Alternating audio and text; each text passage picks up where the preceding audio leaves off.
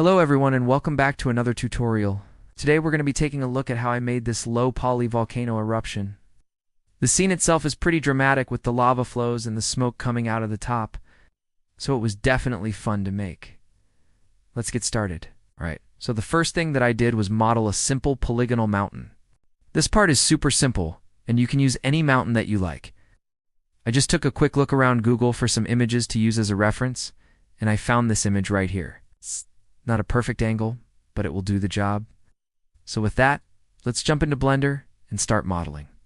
So starting off, I just added a mesh, and then I jumped into edit mode and just started extruding and adding loop cuts to form the general shape of the mountain.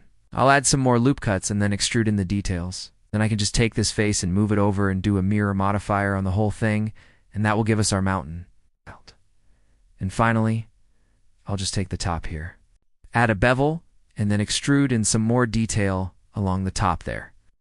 Now once I'm happy with the overall shape, I'll apply all the modifiers, and then I'll take a look at it in rendered view, just to make sure that it looks good from this angle, so it looks like it's a little too pointy at the top.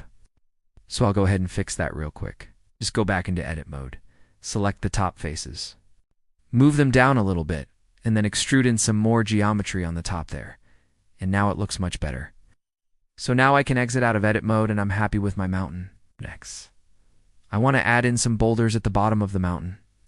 To do this, I'm going to duplicate the mountain and then scale it down a bunch and then just move it to the bottom of the mountain to form a boulder.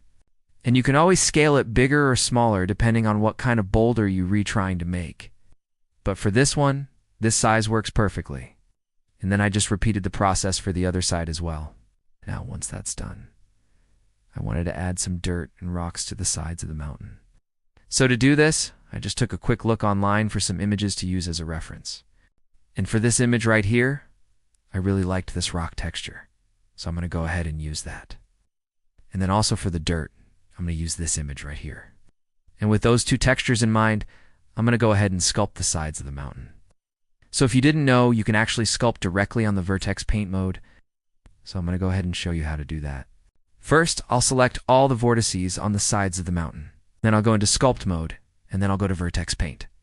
And then from here, I can just click on the texture that I want to use, and then start painting where the rock should be. And once I'm done there, I'll select the brush tool, and then I can just start painting in the dirt.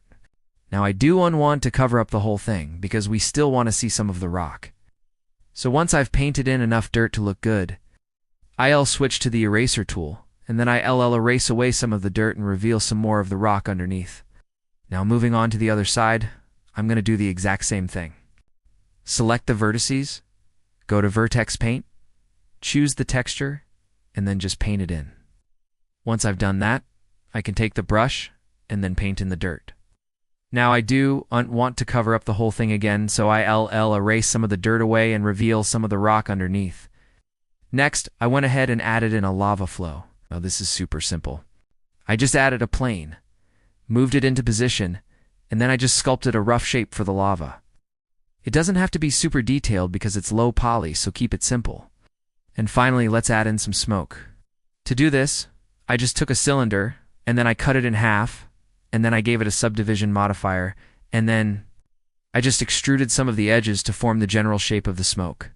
I also added a bevel modifier, and then I set the angle to 90 degrees, and then I just increased the width a little bit to make the smoke a little bit thicker. Now I could have done this a bunch of different ways, but I wanted to keep it low poly, so I'm just using simple shapes to form the overall shape of the smoke.